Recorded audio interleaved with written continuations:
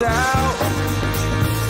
out now, I'm ready for a good time, and I came to groove. The whole band's here and we came to move. Got a fresh haircut and 2 new shoes. We're here all night like we got nothing to lose. I'm coming out the jacket cause we're turning up the heat. I wanna see you clapping when you get up out your seat. It's time to make it happen when we hit these streets. I'm coming in hot and I can't be beat. Watch out now.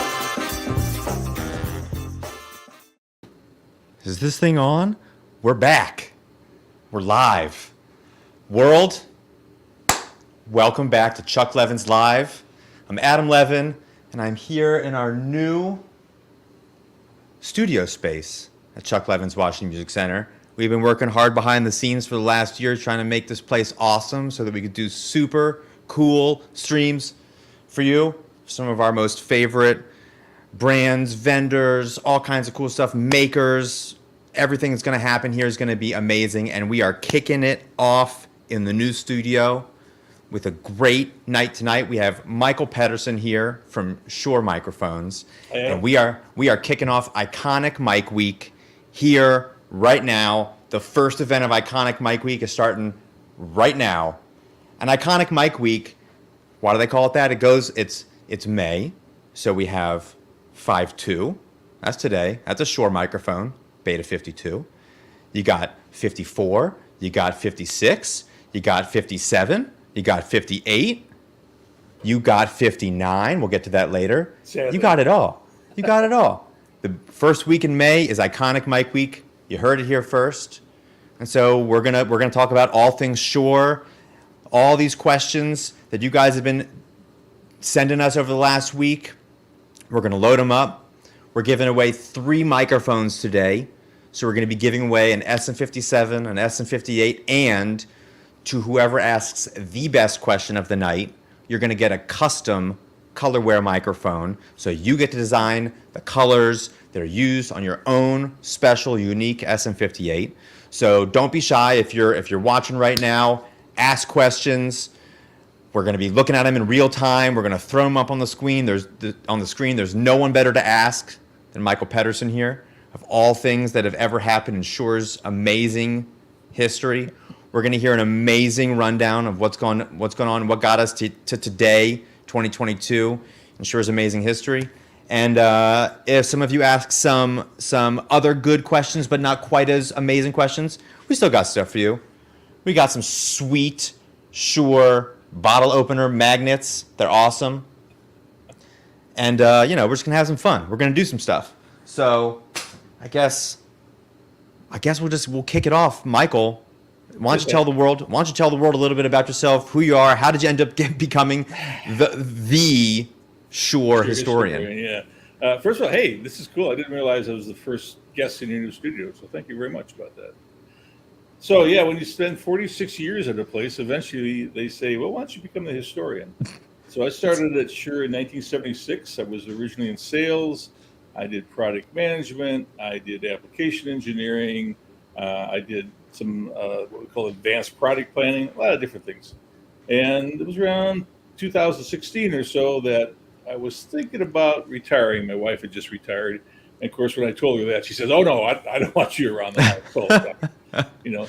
So I had done a lot of research on the Shure history because in the year 2000, which was our 75th anniversary, we brought out a 400-page, 2-volume book about the history of Shure. By the way, you can buy these on eBay for about $30 now. And I worked on that with Mrs. Shure, and that's what really got me interested in the history. So I just kind of started learning about it. And in 2016, our new president, Chris Vink, said, why don't you do this full time? And I said, absolutely. So, between you and me, Adam, it's the best job in the world. I just love it. You get to be the historian for all things that have ever happened, basically in live sound, because Shure's been there for all of it. From live microphones, the greatest acts that have ever performed on stage or in a studio, and Shure's been there for all of it. And you hold all the secrets. You're the guy. Yeah, and I knew Mr. Shure and Mrs. Shure as well, and they were fascinating people. So I love to tell this story. I think we're going to have a lot of fun with it. So let me see if I can share my screen here. Yeah, let's do it. Let's jump right in. Let's see if we can get this to work properly here. Share screen. Okay. This is how you know it's live, people. Yes, This is exactly. real. This is not pre-recorded. This is happening right now. Right now, well, not that one. That's the wrong one. I was working on another presentation. How about now? Is it up? There it is. Okay. So you say 56 years of Shure SM58 Unidyne 3. All right, we're set. Let's start going through it. Let's do it. So September 1966, that was the month that we introduced the SM58.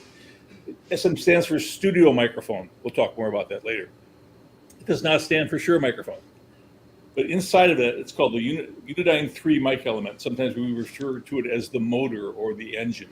And that came in 1959. But what I'd like to do, first of all, is give you some information about the grandchild, well, I should say this. The 58 is the grandchild of the Unidyne 1 and the child of the Unidyne 2. So let's go back and take a look at that.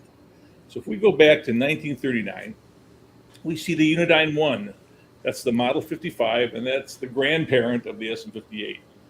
What was important about this? It was the world's first moving coil, which is a dynamic microphone, unidirectional microphone that you could do it with a single capsule. Now you could do it with dual capsules, a bidirectional and an omnidirectional, and then you had to combine them electronically. But that was expensive, and you had to build two microphones into one housing, essentially. So to make this thing directional with a single capsule was a huge breakthrough. Who invented the uniphase network? It wasn't Mr. Shure. Mr. Shure was a geography major. He was not an engineer. But there was a guy named Ben Bauer. Actually, he was born Ben Baumsweiger. And he came to work at Shure in 1936 and stayed here until 1958. Here's a photograph of him at Shure headquarters in May 1937. And he was the inventor of the uniphase acoustical network. We could do a whole hour on Ben, but Ben was born in Ukraine and then moved to Poland, England, and Cuba by the time he was 12. Came to the United States at age 16 to go to college and learn English at the same time. And eventually ended up at the University of Cincinnati, which is how he got, and then Shure had a connection to the University of Cincinnati. So we were really lucky to hire Ben Bauer, because if Ben Bauer hadn't come into work at Shure, I don't think we would be in business today. November 19th, 1937. This is from his lab notebooks. And this is the first page where he describes what's called the uniphase acoustical network. That's the actual network inside that makes it directional with one element. Now, I pull out some artifacts. I actually have that notebook right here. I keep them locked up in my office. And on page, we'll show this here. Let me just open this up. And there is the page. Wow. There that you see on the screen. That's it. That is it. And when I was going through these notebooks, by the way, these notebooks have been lost for 60 years, Adam. And we found them about 2015. Wow. Yeah. Holy crap. And I had the opportunity to go through them all. And when I got to this page here, and I saw that, can you see my mouse moving? I don't know if you can or not. Yeah, we got it. Yeah, but there's a network there, and I saw that, and the hair on the back of my neck stood up because I knew that was the uniphase network right there. So this is like that page changed microphones for all time. Without that page in history, we're not going to be holding microphones in our hands like we are today. Maybe someone would have figured it out eventually. That's possible. But that was it. But this was it, and that is wild. Even today, over 95% of the directional microphones in the world, made by everybody, uses some type of form of that uniphase network. So that's we got a couple comments here that are worth mentioning. One, Tyler Jackson, my man Tyler Jackson, thanks for tuning back in after a long hiatus. Notices that you're wearing gloves to hold this historic document. Yep, that's right. Well, I got some other things to show you too. I'm not a fan of Mickey Mouse, but that's the reason I have those. These are archival gloves. So that's correct, Tyler. Love it. Yep. So here's what the first operational Unidyne prototype looked like. Doesn't look like much, does it? But you can see there's the grill, and there's a diaphragm behind that. And to make it into a dynamic microphone, Bauer took a horseshoe magnet and stuck it to the bottom of that. And that's what's the first Unidyne prototype looked like. We have this in the archive, by the way. So we went from design prototype, that's what the microphone was going to look like when they first did some sketches and carved this out of wood, to the finished product in just 2 years, which is pretty quick. Here's March 1939. Here's when we announced it. This is a dealer mailing. The same mailing we announced the Unidyne 55, and we also announced the Rocket Model 50, which is our first ribbon microphone as well. The 55 cost $45 back then. It'd be about $850 in today's money. But one thing I always wondered, what inspired the industrial design of the Unidyne? Now, Bauer did the inside, but he didn't do the outside, and that's what everybody remembers. So I interviewed a guy that worked here at Shure in the 1930s. This is around 25 years ago, and he said, I think it was based on the front end of a car. How about that? How about that? There it is. There it is. 1937 Oldsmobile Coupe 6 looks exactly like a Unidyne. Interestingly enough, Mr. Shure owned Oldsmobiles. I don't know if he owned this car particularly, but he may have owned it. Might have looked at the front end of the car one day and said, make our microphone look like that. I don't know, but you can't deny that looks exactly like the microphone. That is it. So who created the Unidyne industrial design? Well, you already met Ben Bauer, who designed the insides. Here's a guy seated down in the front row, like he's in kindergarten there, Wes Scherer, and he was the industrial designer of that. So here's Wes, the industrial designer. Here's Ben Bauer, who designed the insides. And by the way, this is Mr. Shure here, right in the middle. Bauer didn't work for Shure. He was an independent contractor, and he did graphic design. And, of course, he designed our most famous microphone. After he stopped working for Shure as an independent contractor, he spent the rest of his career at Play School Toys. He designed kids' toys for the rest of his career. April 1941. This is the most important patent in our history. So we introduced the Unidyne in 1939. In 1941, we got a patent for it. And this is the page of the patent. So this here is the same circuit that you saw handwritten before. And this is the actual microphone element that went inside the Unidyne. You notice the name Ben Baumsweiger. He changed his name to Bauer in 1941. 1941, we started doing a lot of military work for the government because everybody saw World War II coming. And every time the military guys would come to Shure to talk to Shure, they'd go, Baumsweiger. Is that a German name? So we got tired of that and shortened it to Bauer. So also, IEEE, Institute of Electrical and Electronic Engineers, recognized the Unidyne as a key invention of the 20th century. Here is an award that we have here in headquarters, 3 floors down from where I'm at right now. It's called the Milestone number 137. And it was awarded in 2014 for the 1939 development of the Unidyne. Milestone Awards recognize inventions, ideas, and other things that have an impact on the world in a peaceful manner. So other Milestone Awards are the work of Nikola Tesla, creation of the internet, the breaking of the Enigma code, the Apollo 11 moon landing. All those got Milestone Awards, and Shure got one for the Unidyne. So pretty special award for us to have. Elvis was seen so much with the Unidyne 1. The Unidyne 1 is the larger one that people often refer to it as the Elvis microphone. You can go online and look at eBay, and you'll either see it, being auctioned off as an Elvis microphone or as Fat Boy. We've never used the term Fat Boy, Adam, by the way, but that's something that people sometimes refer to that larger version of it as. And I'm using one of the 5575 right LE. It came out in 2014 for the 75th anniversary of it.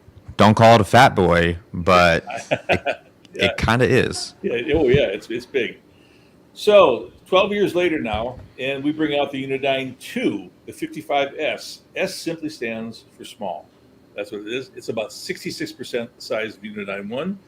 And the reason we brought it out was television was becoming popular, and the television people saying the Unidyne 1, the Fat Boy, was too big. It covered up too much of people's faces on TV, make a smaller version of it, and therefore that's where the Unidyne 2 came out. Love it. Chuck Berry was a user of the Unidyne 2. Other rock and roll pioneers really liked the Unidyne 2, primarily because rock and roll was getting louder and louder, and this was a pretty good microphone for not having feedback happen to you. Frank Sinatra also used the Unidyne 2. Later on, I'm going to talk to you about my one personal story, my one encounter with Mr. Sinatra. probably the most frightening day of my life, but we'll save that in just probably another 10 minutes here. So, Unidyne 1 and the Unidyne 2 were so extraordinarily popular for live sound in the 40s and 50s that we ran this ad in 1952, a microphone that needs no name. I think that's pretty cool because if you look at that, it just says, photograph the more celebrities around the world. Doesn't even say Shure anywhere on it. That's how popular that microphone. We could run an ad and people would know what it was, even though we didn't have to say Shure. They could put it out there and they'd still know what it was. Exactly, yeah, still is. And then there are people that advertise Shure on their bodies. You know, if you go to Google sometimes, Google the images and just put in microphone tattoo. You don't have to put in Shure, you don't have to put in Unidyne, microphone tattoo, page after page after page of Unidyne tattoos. One guy came up to me at an AES show and he had the image on his right arm, the polar pattern on his left arm, and then he unbuttoned his shirt. He had the frequency response on his chest. I've been here for 46 years. Even I don't love the company that much. People are passionate about this world, man. That's it. So here's the interesting. Coca-Cola. Now, you know, Shure does not have an advertising budget like Coca-Cola does. But in 1955, they ran this ad here. Interesting in two things. First of all, it was the first time a microphone was in the ad. And second of all, it was the first time an African-American person was in a Coca-Cola ad. So this was 1955. They didn't ask permission to use Unidyne, but we didn't object. We paid them back in 1987. You'll see that a little bit later. So now, Unidyne 1, the big one, Unidyne 2, the smaller one, and now the Unidyne 3 comes out. And this comes out in 1945. 1959. The first Unidyne 3 was a Model 545. By the way, you still make it. And it was advertised at the time as the world's smallest cardioid dynamic microphone. It cost $50. That was the MAP price, if you will. And notice, no XLR connector. It had an Amphenol connector.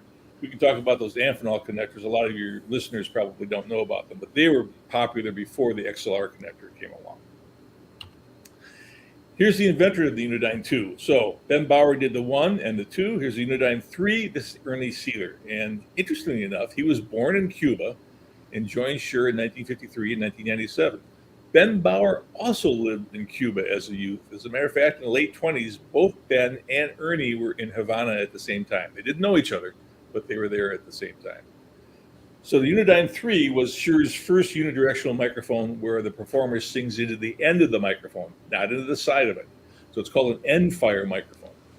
And an end-fire microphone, because it's symmetrical around its axis, has a very, very uniform polar pattern. And this uniform polar pattern makes it have better gain before feedback. In brief, you can turn it up louder before it squeals. Because you could turn it up louder before it squeals, rock and roll could be louder. They could go to stadium concerts and other outdoor events. So really, Unidyne 3s were essential to making live arena rock possible. Interestingly enough, Ernie Seeler hated rock music. Couldn't stand it. Of course. Here's his disappointment. Some of your listeners may know that all of the Unidyne 3s have a presence peak. It's a rise in the high frequency response, starts around 1,000 hertz, goes up around 10,000 hertz. It's pointed by that blue arrow there. That bothered him. He did not want that presence peak. He wanted it to be a flat response. He was just a perfect engineer. No, the perfect microphone is a flat response. He couldn't get it ever to be a flat response, yet that sound became the sound of the Unidyne 3. So if Ernie had been successful in making a flat response, I don't think the 58 or 57 would be as popular as it has been over 5 years. It's usually the mistakes in this world that end up being those things that make something so special. Yep, exactly. I agree with you on that. Before we go too much further, for those of you that have just joined us, I just want to mention that we are giving away 3 microphones tonight. And so if you are watching, no matter where you are, ask some questions. Drop them in the comments. Drop them in the chat below. If you got a good one, we'll call it out. We won't be shy. Ask good questions. We'll give you good answers, or we'll try. And the 3 best questions that we get all night, we're gonna give away 3 microphones. We're gonna give away an SM57, an SM58, and whoever is the best question, which these guys that are over here making the stream happen are gonna have to pick. So you guys better pay attention. We're gonna give away 1 SM58 that's done in whatever color scheme you want through Colorware, so it can be pink or blue or yellow or all the colors all together, all in one. You get your own custom SM58. Don't be shy. Ask some questions. Never again. Maybe some other time again. But right now, tonight, you got Michael Pettersen, the Shure historian here, who can answer pretty much any question you might have about Shure's history and how we got here today. Yeah. So anyway. We'll throw down the gauntlet. Try to stump me. I love to be stumped. There you go. There you go. Try and stump him. Stump me. You know what? That's going to be the benchmark. That's going to be the next one. That's right. All right. Another important guy after Ernie Sealer was this guy here, Bob Carr. Now, Bob Carr, when I came to work with Bob, he was a mentor to me. So looking at him really makes me feel nostalgic. But he was a professional products marketing manager at Shure. And he came up with the idea of a new line of microphones designed to go after radio, television, and film studios. In the early 60s, Electro Voice and AKG and RCA, they were the big companies that were getting the radio, television, film studios. So Bob said, I want to get some of that money, market ourselves. So the idea was to take existing microphones we have, like the Unidyne 3, but paint them dark, have a non-reflective finish, change the XLR connectors away from the Amphenols, wire them as balanced low impedance, and if they had an on-off switch, get rid of it or eliminate it. So it was designed to go into studios where you had a mixing board and you didn't want to have someone out there in front of the public with a switch on. So that's where SM came from, Studio Microphone Line. 1964, the first SM line arrived.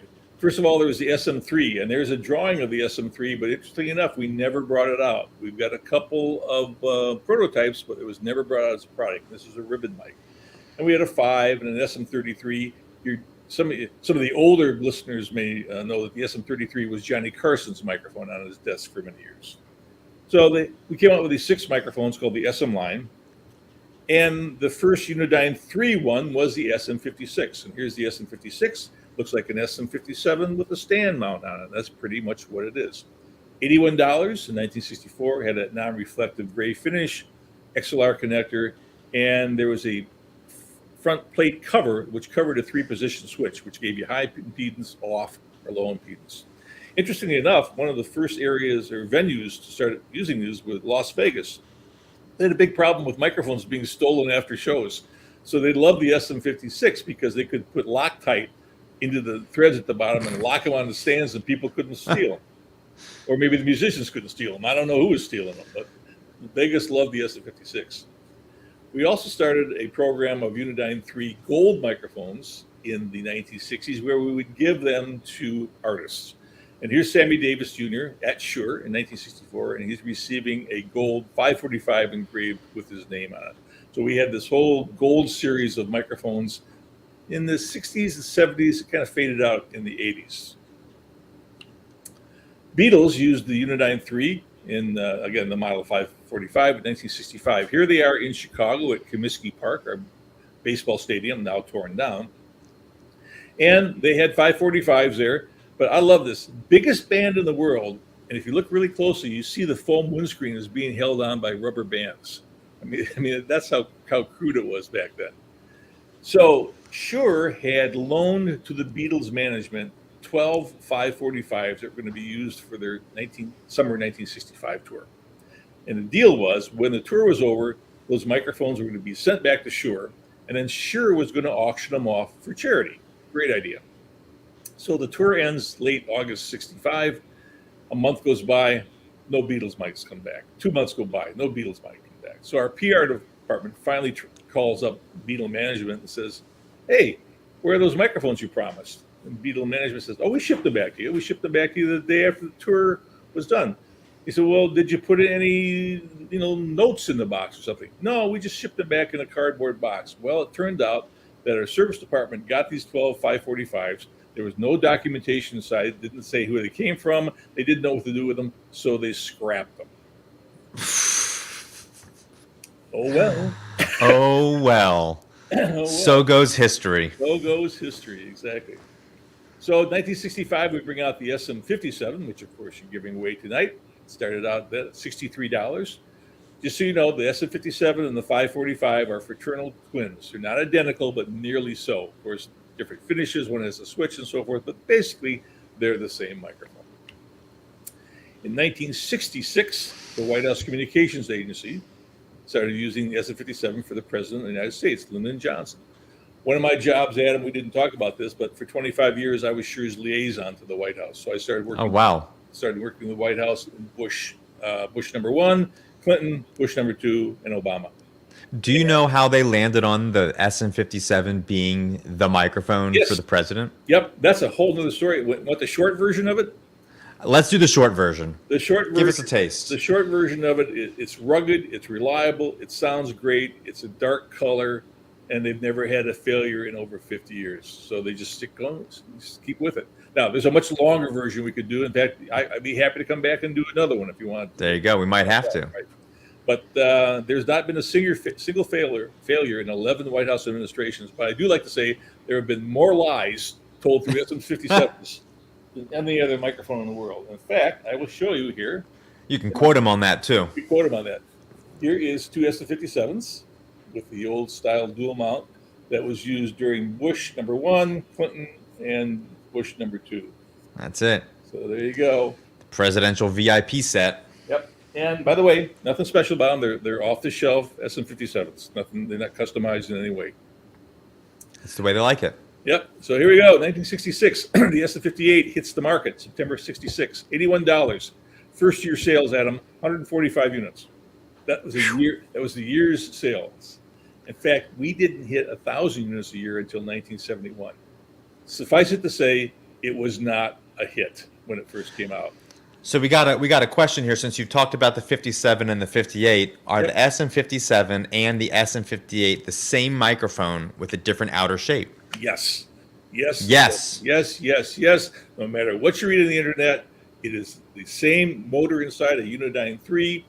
Don't believe anything else besides that. It is the same. And we'll talk a little bit more about that later. From the historian. All right. Absolutely true. Good question. The one thing you might note is if you look really closely, you kind of see this mottled finish on there. So there was a dark gray or light gray background and these dark spots kind of put it on there. We don't do that anymore, but that was, I can tell, really an old one. Besides the older logo is this two-tone finish on it. 1967, Jimi Hendrix. Why was this important? Monterey Pop Festival, Monterey, California. And this was the first major festival with all Unidyne 3 microphones. Now, they happen to be SM56s, not the SM58s. SM58s weren't even out for 6 months there. But there's a company called McCune Sound in San Francisco that's supplied the PA. And all of the frontline microphones and all the backline microphones at Monterey Pop were SM56s. And it was Jimi Hendrix and the Who and Jefferson Airplane and the Byrds. Everybody was there. Here's Hendrix performing there with an SM56 with the A2WS windscreen on. We actually have one of those microphones in the archives. Here's Hendrix in 1969 at another McCune festival in California. Notice that red badge there that says Harry McCune Sound. And here's the Harry McCune SM57 that we have in the archive. It says McCune number 43. And this was one of 50 SM56s that he used for all these festivals in the late 1960s. And as a matter of fact, I pulled it, and here it is. Wow. I don't know if you can see the McCune sticker there. That's it. And if I hold this right, you might even see where it says McCune number 43 right there. Wow. Yeah. So real. Now, we don't know if this is a vocal mic or a drum mic or whatever, but we do know it was on Hendrix in Monterey Pop, either frontline or backline. By the way, while we have go ahead. Yeah. Go ahead. eBay fine. That's awesome. It's awesome how those things find their way back to you, don't they? The historian knew what it was. The seller didn't. That is awesome. Yeah, we had a question, Adam. Yeah, we have a good question here from our man Tyler Jackson. He said, maybe I missed it, but do the numbers 52, 57, 58, do they represent anything significant as you kind of go through these iterations Tyler, of microphones? I'm going to answer it later. If you don't mind, just hold it. All right. I'm going to answer it a little bit later. You're getting ahead of us, Tyler. That's okay. You're getting ahead of us. You got to wait. He's paying attention. I appreciate that. There you go. There you go. So here's the first appearance of the SM58 in a catalog. It's 1967. But read this. Ideal for remote news, sports, interviews, and vocal recording. We had no idea what to use this for. Here's what we're pushing it for. And the entire Pro Sound touring sound is figuring this out. This is going to be a microphone for live sound. But we didn't know. We were advertising it completely to the wrong market. Here's our first magazine ad. Again, it's all about suppressing pop. It got nothing to do with live music.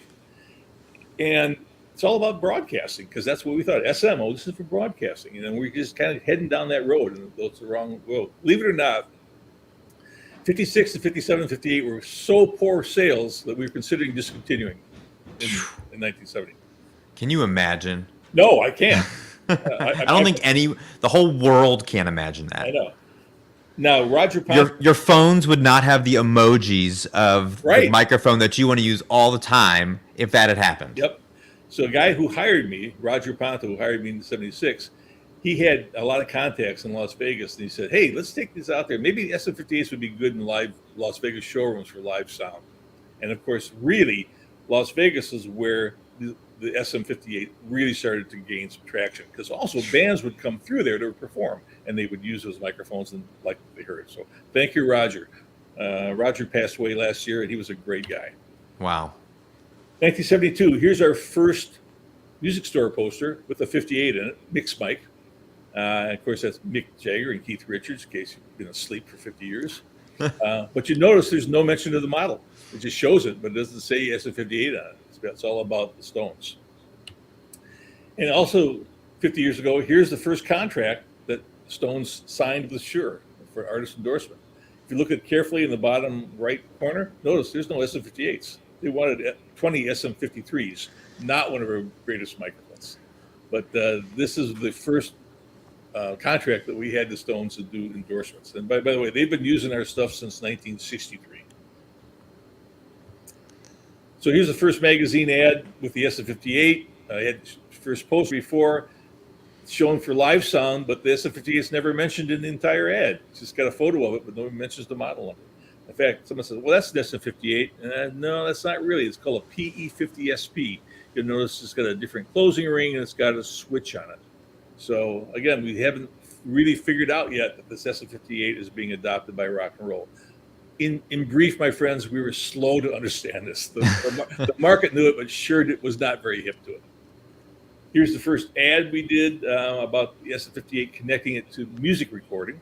This is the Rolling Stones mobile unit back here, by the way. And there's 258s and an SM7 and an SM82, which should not be in there because that was a broadcast microphone. But again, we're stressing it as a recording studio microphone, not a live sound microphone. When are we going to wake up? 1977. So I've been at Shure for a year. And Adam, we're going to cue you with the SM59 in just a second. So the SM59 came out, and it's one better than SM58, right? That's right. So my boss at the time, Roger Ponto, who I mentioned, takes me to Las Vegas for my first trip to Las Vegas and says to me, "I want you to take the SM59 over to Caesar's Palace. Sinatra is rehearsing this afternoon, and talk to Dave Rogers. He's a sound man, and maybe he can get Sinatra to try the SM59 for rehearsal." So I'm like, wet behind the ears, and don't know. Okay, boss, I'll do that. So I go over there, talk to Dave Rogers, and Dave says, "Okay, you stay up here in the sound booth. I'm going to take the SM59 down to the stage, talk to Sinatra's sound engineer, and we'll swap the mics out." So I'm 100 feet away or so, and Dave trots down to the stage, and he's talking to Sinatra's sound guy, and I can see there's an animated discussion going on. It's not going well, and eventually Sinatra's sound guy kind of shrugs his shoulders, goes over to the mic stand. They weren't wireless microphones; they were wired back then. Unplugs the SM58, plugs in the SM59, puts the SM58 in his back pocket, and Dave comes back up to the sound booth, all smiles. He's going to try it. Let's see what happens. So Sinatra comes out, says hello to the band as always does, and comes up to the mic stand, and it's not the microphone he's used to. And this is a family show, so I will clean it up. He goes, "Where's my freaking microphone?" Of course, he didn't say freaking. And the sound man from the side says, "Oh, Frank, this is a new microphone from Shure. Would you mind trying it out?" Well, he's not happy, but all right. So he counts the band off, and he sings about 8 bars, and he takes the SM59, rips it out of the stand, and just throws it as hard as he can to the stage left. And boom, boom, boom, boom, bounces along the stage, hits the wall, and he yells at the sound man, "Get me my microphone!" So the sound man runs over, unplugs the 59, plugs in the 58, puts it on the stand. Sinatra's happy. Rehearsal's going on. I'm probably white as a sheet up in the sound booth. And then it's about 20 minutes pass, and they take a short break, and the sound man walks up to the sound booth with the SM59 in hand, hands it to me, and says very quietly, he did not like it. And so I took it and got the hell out of there.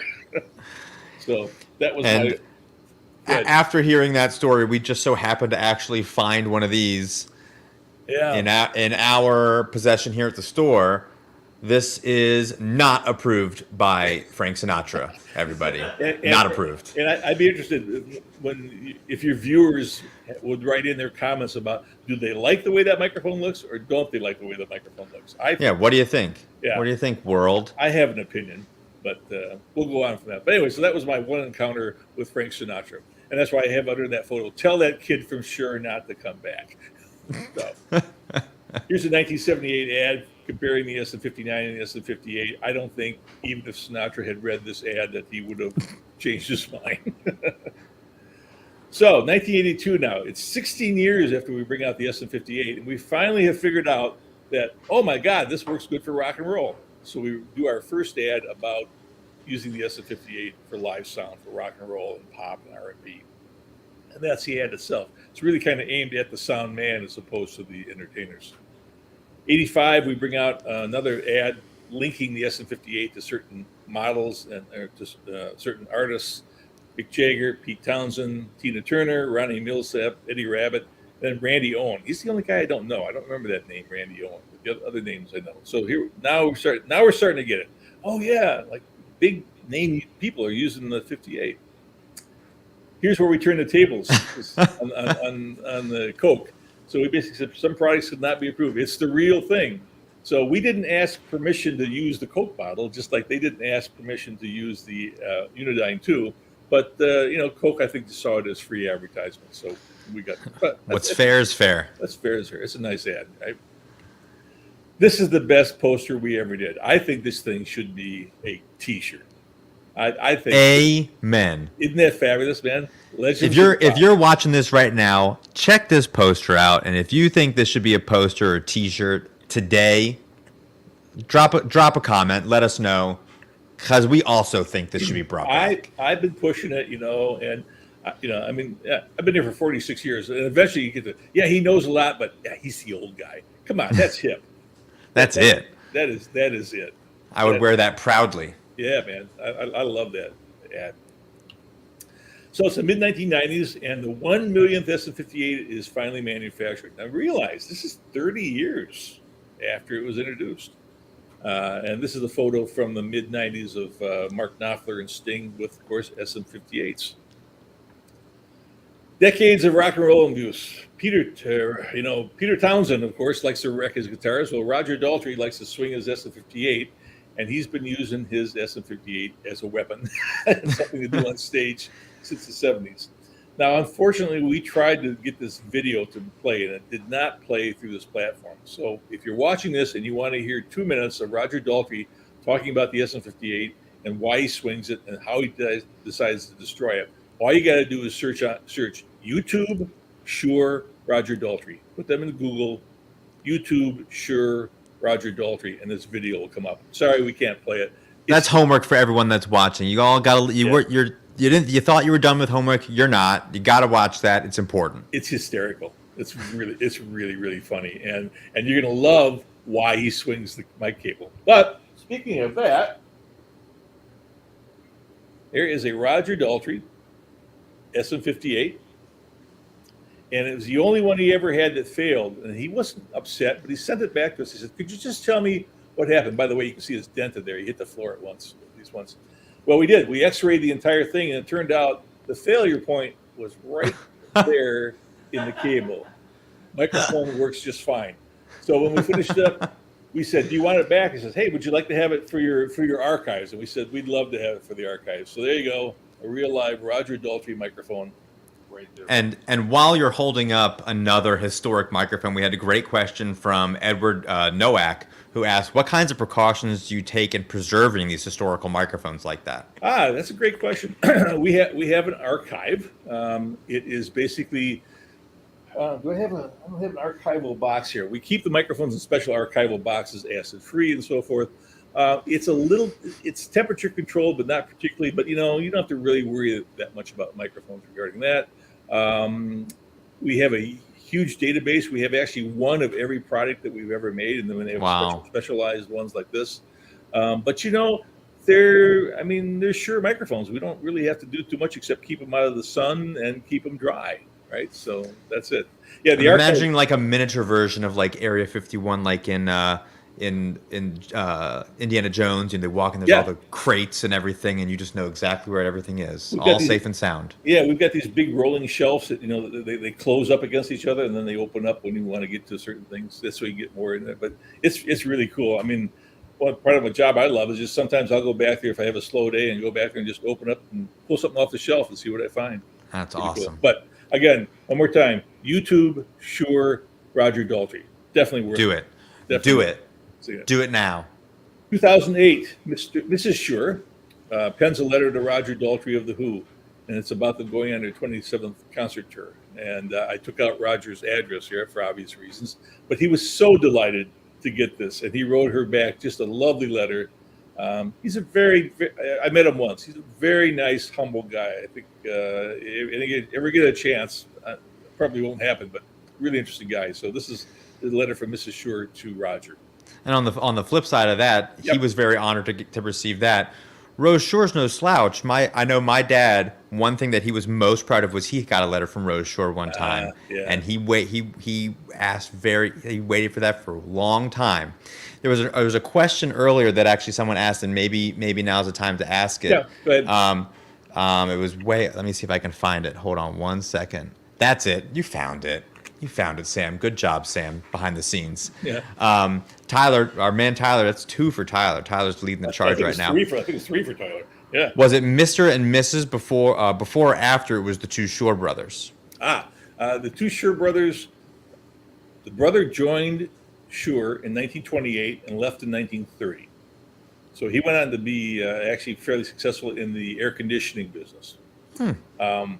Then Mr. Shure was married first from around 1928 to 1952. And then he married the second Mrs. Shure, who was Rose Shure, in 1954. So he ran the company until 1995 when he passed away. And then Mrs. Shure, the Rose Shure, took over from 1995 to 2016. Wow. So that's the short version of it.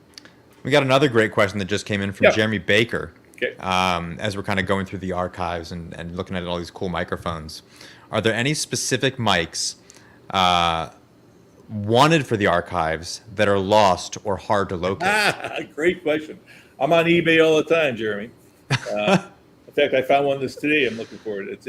We made what I look for primarily now are what's called OEM microphones that we made for other companies and put a different name on. And I think Adam's going to talk about one a little bit later that we did. I found one today that was on eBay for a company that was in Chicago, and I'm looking at that.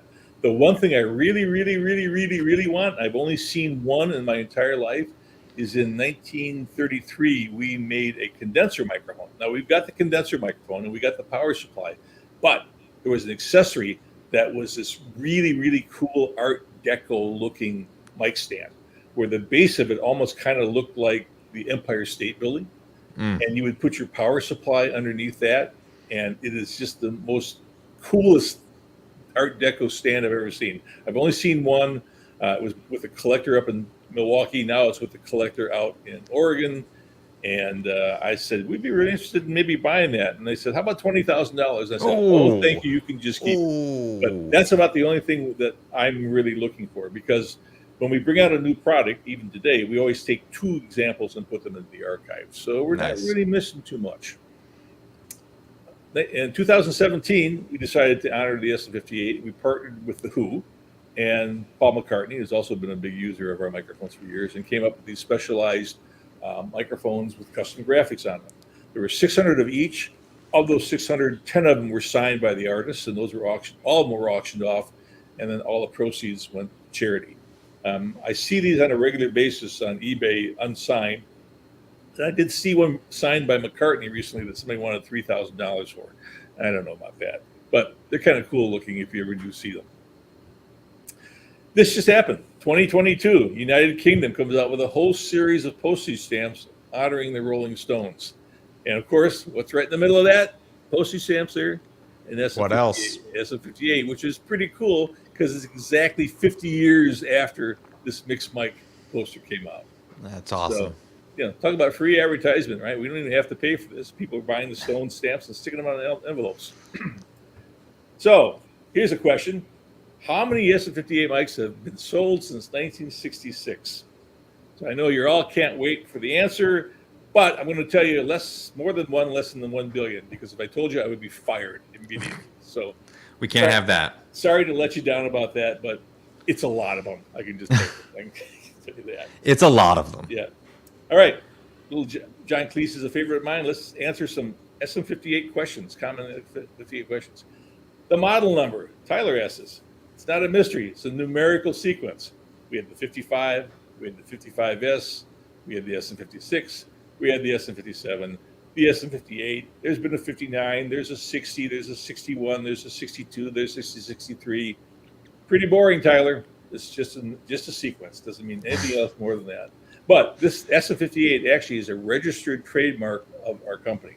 So other people cannot use that model number because that is a trademark of Shure. Origins of the Unidyne name. So where did that come from? Actually, Unidyne was first used to describe an AM radio circuit in 1924. Now, Mr. Shure was a really serious AM radio hobbyist, and he probably knew this name, and he just kind of stuck it in the back of his head. So in 1939, we're bringing out this revolutionary microphone, and let's come up with a good name of it. So he came back with Unidyne. So uni is a single mic element, one mic element rather, two, and also means unidirectional pattern. And dyne can mean a dynamic mic element, meaning it has a permanent magnet, or it's also a unit of force used in acoustics. So they put them together. We got Unidyne, and in July 1960, Unidyne was granted a trademark for Shure to use. Here it is, 58, 57 use the same mic element. Once again, 58 and 57 use the same mic element. They are Unidyne 3s. Do they sound exactly the same? No. One's got a ball grill and one's got a protective circular grill. Those grills change the high frequency response slightly, but inside it is the same element. Also, the Unidyne 3 is used in the 545 and in the 565, which some of your listeners are going to know as the Freddie Mercury microphone. Unidyne 3 variation is inside the popular SM7B. It's like an SM7 on steroids is the best way to call what's inside an SM7. 58 was never patented, but the Unidyne 3 mic element was patented. There's two types of patents. There's a utility patent that covers how a device operates, and there's a design patent which covers how it looks. So the utility patent was from 1966. This is the actual inside the microphone. And by the way, this circuit here, go back to that Ben Bauer drawing from 1937. There it is. Now it's just here and put it onto a patent. So there's Ernie Sealer again, patenting how the microphone works. And then how it looks, that was done by a guy named Robert Louis Deshaw. It looks like Deschamps, but he pronounced it Deshaw. And in 1961, he had a design patent for the 545 and the SM57 later. So those are the two patents that we had on these microphones. 58's only got one moving part, and that is a fine coil of copper wire, about 40 feet long, attached to the mylar plastic diaphragm. That's the part that moves. There's 40 feet of copper inside of an SM58. Yep, in that voice coil. Yep. It gives you an idea how fine it is, right? Wowzers. Yeah, so it weighs 0.2 grams. So basically a US penny is the same as 15 SM58 diaphragm assemblies. So it gives you an idea. Now, there's a question on the screen that I feel like you have an appropriate artifact to share that I think might hold the award for this question. Okay, the question is, what is the worst damage to your knowledge someone has done to an SM58 and it has still worked flawlessly? Well, they have been... Loaded question. It's a loaded question. They have been underwater. They have been through fires. They have been... We So about 10 years ago, we had to put a new air conditioner on the roof here. And so why we had the helicopter here... We dropped an SM58 from 200 feet, and it worked. No problem. That's easy. No problem. But I will show you one that I think is pretty bad. How about that one? That is legendary. Now, I will tell you, it works fine. It works fine. The polar pattern is all screwed up because this is no longer symmetrical, but it works and it sounds good. This was found on a highway in Newfoundland, and had been out there for at least a couple of weeks, I think, and run over by trucks and so forth. The guy basically stopped and picked it up, took it home, plugged it in. It worked. He sent us an email. I said, I would like a brand new one. So I sent him a brand new one. We got this one. So that was pretty bad, Adam. I don't know. That as far as I've seen, that takes the cake. Yeah. And I think for all of you 58 users out there, if you ever think something's wrong with your microphone, it's definitely not your microphone. It's definitely, just take Daltrey for example. All right, it's definitely not your microphone. Check the cable. That's your one tidbit for today. Check the cable. It's always the cable's fault. So along to that, can a singer damage the SM58 with excessive sound pressure level? We get this all the time. Oh man, our singer's so loud he blows out SM58s. Wrong. Nope. The maximum excursion, the length of travel of the diaphragm, is less than 1/1000th of an inch. 1/1000th of an inch. And even if you could sing that loud, the diaphragm would be stopped by the magnet pole piece. So it can't travel more than 1/1000th of an inch and would be stopped by it. But if you are loud enough, you can get almost like a half a volt of signal out of the SM58, and you can definitely distort your mixer input. So if you hear it distorting, go over to your mixer and turn the trim down, and you'll probably be fine. You cannot blow them out with your voice. Sorry, another myth blown. So some arcana trivia. We know it was designed for radio and studio and films, radio, television, and film studios. I told you about the two-tone handle. The original one had where the XLR connector, the handle diameter decreased in size. I wish I had one. I don't have one here to show you, but it was just a thing that was for style. It had no function. It was originally dual low impedance, 50 ohms and 150 ohms. There's air trapped inside the SM58 handle and the 57 handle. That's part of the vibration isolation mechanism. So I see people sometimes take them apart. I've seen them in drum kits where they take just the front end off. By doing that, you're changing the whole acoustics of it. So it doesn't work well without that air that's trapped inside of the microphone. The grill that we mentioned here, it's designed to dent. It's like a crumple zone on the car body. So these things are designed to dent. And if you get little dents on your SM58s like this here, go to the hardware store, buy yourself a wooden file handle, and just put it in there and then just gently tap it out. You can tap it right back in the shape. So we got a question from Albert on YouTube. He's asking, how much of a dent in the dome does it take to affect the sound? That's a good question. I don't think we've ever done that test, Albert. That would be interesting to try to see. Good question. Good question, Albert. Good question. It would typically, just give you an idea, it would typically be at the high end. It doesn't affect the low end. It would probably affect 8,000. Did Albert just stump the historian? I can only, didn't stump me, but I said we've never done it. It's close. It's close to being stumped. Question. Not quite stumped. Just Yep. it hasn't been fleshed out yet. Exactly. 58s are aboard the International Space Station. By the way, we didn't know. Are these things going to work in no gravity? Turns out that they do, but we had no way to test that. Good to know. Good to know. And then some people future proof. Yeah, exactly. And then sometimes you'll see it called SM58-LC. All that means is less cable without the cable.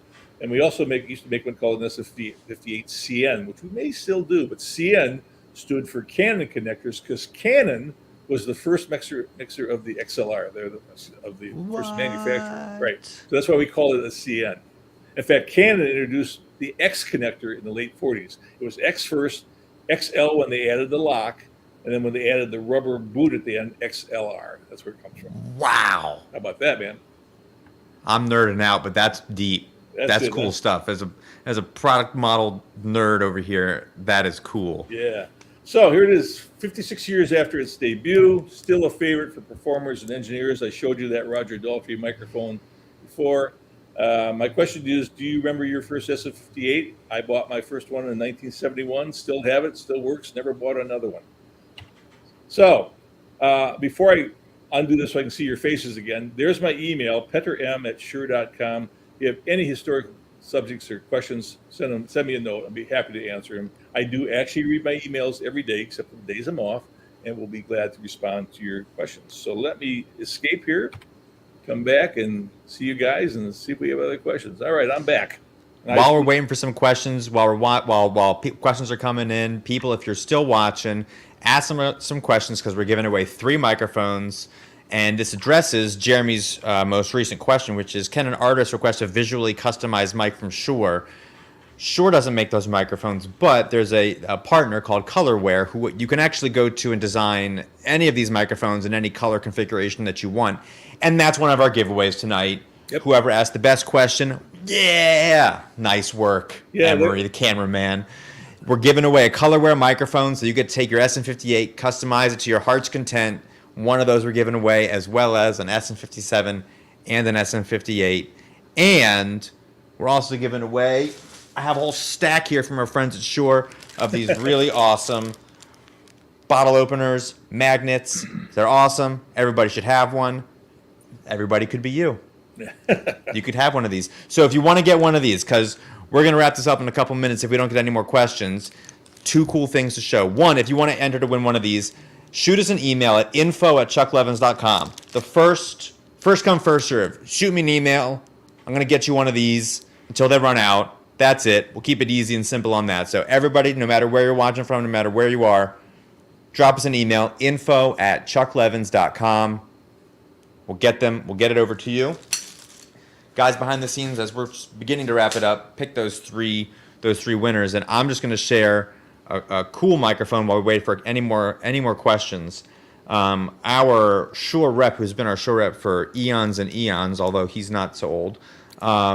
He is. He's kind of old. I can call him old. He's an old guy. This is the Shure and Chuck Levin's CL565 microphone that was made specifically for Chuck Levin's. Yep. In what was it? The late 70s and 80s? Is that what it was, guys? Yeah, we think so. Perry D'Angelo, our rep from SK McDonald, brought this by an original, the real deal. It's super cool. Unisphere 1 is what it says on here, and it's awesome. Extremely cool. And other cool thing that Perry, our rep, shared with us was that Stuart McDonald was actually in that picture when you showed all the people from Shure. Yeah, he was in there along with Mr. Shure. So and Bauer. So incredibly cool. Yep. This history goes back many generations, and it's incredible to be partners with Shure for this long. I just see this question: has an SM57 or 58 ever been used as the murder weapon? I always like to say, if bad sound was deadly, it would be the biggest cause of death in the United States. Just because the mic works doesn't mean it's going to sound good always. It's not the mic's fault. All right. We've seen T30 throat mic. We haven't made that since the World War II. Fair question. Good question. And I think that one came in from email prior to the event. Yeah. Let's see. We have one that's new in the box from 1945. Never been opened. Wow. That's for the next stream, is that we open it up and give it a try. Yeah. we see how these things actually sound the next time around. Yeah. Let's see. Why is the process and production standards that make the SM58 the most durable microphone on the planet not used in all of Shure's handheld microphone models? Most of them are. All I can say for you is that if you've got some issues about it, and let us know. But yes, we pretty much use the same drop tests and environmental tests on all these things. So if you're having a specific problem with something, let Adam know, or let your local Shure rep know, and we'll investigate it. Because a lot of you ask questions specifically about like mic use and placement and stuff like that. And what I'm going to do is, after this is all done, I'm going to start emailing you all individually so we can address your specific concerns, because this is more about the history of it all. But if you have problems with microphones, we could certainly address them. Yeah. I heard from a colleague of mine that the SM57 was originally intended to be for orchestral use. True or false? Nope. False statement. Nope. I mean, it can be. That's fine. But you could do what you want with it. Right. Exactly. It's a microphone. Exactly. You can do a lot of things with it. Spin it around. Doesn't need to be used as a microphone. Right. I have a question for you. Yeah, go ahead. What's going on behind you? Why? Is there something going on, Ben? I don't know. There was like movement. I don't know. Where are you? I'm at the headquarters. Everybody's gone home for the day. HQ. You know, Yeah, it's where the dreams happen. Yeah, it might have been the cleaning crew. I don't know. Might have been my wife saying, "Where the hell are you?" I don't know. I thought it was microphone magic. I just thought like random awesome things were happening behind you. This is what I imagined, like Disneyland of microphones. Oh, I like this one before the XLR. So before XLR, did Shure use a different standard, or did they have a proprietary connection? Great question. It was called an Amphenol connector. They had an Amphenol 1 connect MC1F mic connector, 1 female, MC2F, MC3F, and MC4F. Amphenols were very popular in the 30s, 40s, 50s, 60s, up to 70s. And when you buy an old Shure microphone, you got to make sure that you got to look at that, because Amphenol connectors are no longer made. And there was a company that was making them. They had bought the name and had made them until recently. They're no longer made, and the prices on eBay now are going through the roof. $20, $30 for an Amphenol mic connector. Ridiculous. Crazy. Yeah, it was a good connector. It just wasn't as quick to plug in and unplug as an XLR. So here's a question: what are the differences between the SM, Beta, KSM, and PG series microphones? Kid, that's a week long. That's a whole other stream. Yeah, that's a whole nother. You'll have to tune back in for that one, because we can dive into that one. We might have to do the great Shure mic shootout. Oh, so somebody said that's the elevator in the lobby. That's what Mike. Thanks, Mark. Going up. Yeah, I hadn't even thought about that, but yeah, you can see the elevator from where I'm at. You should have just let me dream that that's just the magic of microphone creation just happening Adam, behind it's the you. magic of it is. Adam. Yes, the magic of microphone creation. Awesome. Any other questions out there? Any other questions? How did Roger Daltrey from the Who keep? He missed it. Here's how you missed it. Here's how you keep the cord from flying off. That's it. A lot of gaffer's tape. Yep. And just wrapping it around very specifically. Gaffer's tape, and also this actually looks like shrink wrap too. I mean, shrink. Like shrink tubing, right? Oh yeah. I think it's like heat shrink. there. Yeah. Heat shrink, exactly. And then gaffers around. So that's how he does it. So we'll let you know. That's it. Now you can too. Yeah, exactly. Hey, this has been fun, Adam. Let's do this. Has been great. This has been great. I learned a lot. I learned a lot. I really nerded out at the end when you got into the model number stuff, the CN, the XLR. Yeah. I'm gonna have to go dive in deeper to that. Well, we've done an hour. This is awesome. Everyone who's watching, thank you so much for tuning in. And let's see if we have some winners picked. All right. Let's see. Let's see here. I think I have our winners. Our winner number 1 is going to be Jeremy Baker. Great questions. Thank you for watching. Shoot us an email at info@chucklevins.com. We'll get your information afterwards. Thank you so much, Jeremy. Another winner, Edward Nowak. Great questions. Thank you so much for tuning in. And I think that the main winner is pretty obvious because he was asking some fire questions the whole time. Tyler Jackson, thank you so much for tuning in. Thanks for coming back with us. We appreciate it. All 3 of you, please email info@chucklevins.com. The rest of you, if you are here and you haven't already, shoot me. All of you can email me at info@chucklevins.com, and we're just going to dish out these really awesome Shure magnet bottle openers. Because why the hell not? Crack one open with Shure in mind. You can throw these around too, and they also they might not be as sturdy as an SM58, but you can try it yourself. Yeah. You can try it yourself. Michael, thank you so much. Thanks for spending a Monday night with us. Thank you for kicking off Iconic Mic Week. Everyone out there, Iconic Mic Week again. 52, 54, 56. It's May 5-2, 5-4, 5-6, 5-7, 5-8, 5-9. It's not Frank's favorite, but you know what? It's still a thing. Yes, it is. It's a real thing. Enjoy Iconic Mic Week, everybody. I'm sure Shure someone else asked a question about puns. There's your pun for tonight. Yeah. I'm sure has some. Oh, 5-5. Mark, thank you. You're right. 55. Yeah. How can we forget? We're speaking into one right now as I'm distorting. 5-5. You're absolutely right. The legend, the Elvis mic. Fat boy. Fat boy. You got a week's worth of stuff. The beginning of May every year, year in, year out, is Iconic Mic Week. So if you have a Shure microphone, pick it up, love it, care for it, enjoy it. If you don't, give us a call. Probably need one. Join the legendary history of all of the amazing people that have had Shure microphones in its tenure. Shure, our friends at Shure, thank you so much for letting this happen. Michael, thanks for sharing some history with us. Thanks for asking. Pulling out some of the really cool guts of Shure and just music history in general. Yeah. Shure is synonymous with microphones and music history, and it's been an amazing night. We appreciate it. Everyone else, if you have any more questions, whether it's for the history or just microphones in general, give us a shout. You can hit us up. Check us out at chucklevins.com. Come on into the shop. We'll plug all these things in for you. We'll mess around. We'll have a good time. We appreciate it. And welcome again to our new Chuck Levin's Live studio. Boom. That's a real sign. This is not a graphic. That's a real sign. We got all kinds of cool stuff coming along, so we'll see you around soon. Thank you so much for tuning in. Happy Monday, everybody. Happy Iconic Mike Week, and we'll catch you next time.